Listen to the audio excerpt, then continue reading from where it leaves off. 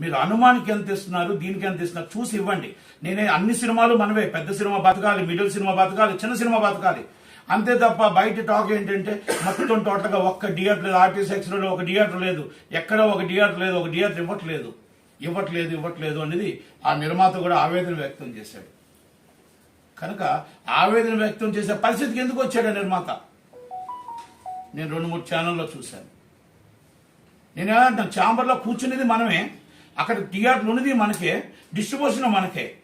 కానీ అక్కడ ఎవరు ఎక్కడున్నా డిస్ట్రిబ్యూషన్లో కూర్చుంటే మన సంస్థ, ఛాంబర్ సీట్లో కూర్చుంటే అది అందరి సంస్థ. ఆ సంస్థలో మనందరికీ న్యాయం చేయాలి. ఇది దిల్ రాజు గారు ఎక్కడో తేడా వస్తుందని అనుకుంటున్నా. ఎందుకంటే ఆయన మీద నాకు పూర్తిగా నమ్మకం ఉండే. ఎందుకంటే అందరికీ కలిపి న్యాయం చేయాలి, ఇక్కడ అన్యాయం జరగకూడదు. ఓకే, ఈగల్ సినిమాని వెనక్కి వేశారు. మీరు ఫిబ్రవరి 9 సినిమా ఎప్పుడో కమిట్మెంట్ అయినా మరి బైరోకాన్ ఏమవుతుంది?